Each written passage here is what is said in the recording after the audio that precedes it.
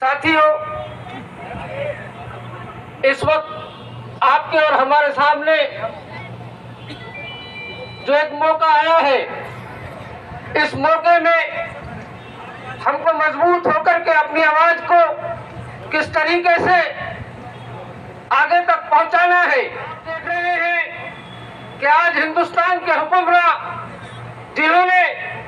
इस हिंदुस्तान के आवाम को गुमराह करने के अलावा कोई मजबूत बात किसी गरीब की, किसी यतीम की या किसी बेबस और बेसहारा की तरक्की के लिए नहीं की। केंद्र की सरकार हो और चाहे प्रदेश की सरकार हो, मैं आप लोगों से कहना चाहता हूं कि इन लोगों ने, इन नाकारा और निकम्मे लोगों ने देश की जनता, जो आम जनता है, उसको ठगने का काम किया है।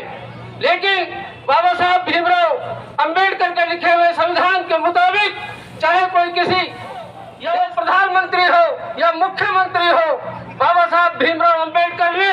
आम व्यक्ति को एक अधिकार दिया है कि चाहे कितना ही बड़ा राजा हो और कितना ही बड़ा महाराजा हो, उसको हर गरीब की झोपड़ी के आगे से गुजरना पड़ेगा। और आपकी वोट में इतनी ताकत है कि आप देश और प्रदेश की सत्ता को बदलने की ताकत रखते हैं। आप लोगों से इस मौके पर कहना चाहता हूँ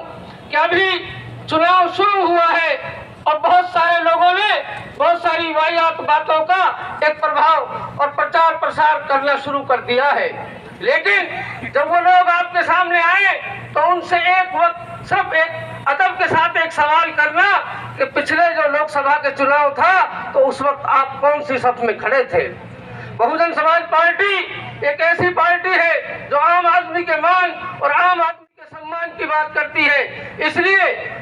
हम सब की जिम्मेदारी है, यहाँ जितने लोग आए हैं ये सब वो लोग हैं जो पार्टी के कार्यकर्ता हैं और पार्टी के जिम्मेदार हैं। इसलिए आप तमाम लोगों की ये जिम्मेदारी बनती है कि आप गांव-गांव, ढाणी-ढाणी जाकर के बहुजन समाज पार्टी के हक की बात करें और बहुजन समाज पार्टी के उम्मीदवार को लोकसभा में पहुंचाने की बात करें। उत्साह ने अपनी बात रखी। इस वक्त देश में सिर्फ एक गुमराही की बात कर रहे हैं, लेकिन जो लोग आम आदमी के हक की हिफाजत नहीं करते और सिर्फ गुमराह करने की बात करते हैं, ऐसे लोगों को वोट देने से कोई फायदा नहीं है। हम और आप लोगों की जिम्मेदारी बनती है कि हमें उन लोगों को जो देश के संविधान को चौराहे पर जलाने की बात करते हो, जो देश के संविधान को मिटाने की बात करते हो, हमारी और आप सब लोगों की जिम्मेदारी है कि ऐसे जालिम लोगों को सत्ता से उखाड़ फेंकने का काम आप लोगों को मिलकर करना है। मान सम्मान दिया और आप लोगों से बातचीत होती रहेगी। मैं अपनी तरफ से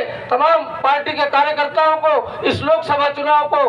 पूरी ताकत के साथ लड़ने के लिए बधाई देता हूं और मैं अपने साथी चौधरी फजल हुसैन साहब को मुबारकबाद देता हूं और उम्मीद है कि वो पूरी ताकत और पूरी क्षमता के साथ इस चुनाव को लड़ेंगे और जितना हमसे उनसे ताउन होगा, सहयोग होगा, हम पूरी ताकत के साथ अपने उम्मीदवार का साथ देंगे और इंशाअल्लाह कोशिश करेंगे कि वो इस बार लोकसभा में पहुंच करके गरीब की, मजलूम की, दर्दमंद की हिमायत करें और इस आवाज को जो बाबा साहब भीमराव अंबेडकर ने हमको स्वतंत्रता दी है, अपने अधिकार का इस्तेमाल करने की जो ताकत दी है, इसका सूझबूझ के साथ इस्तेमाल करेंगे। जय भीम, जय भारत, धन्यवाद।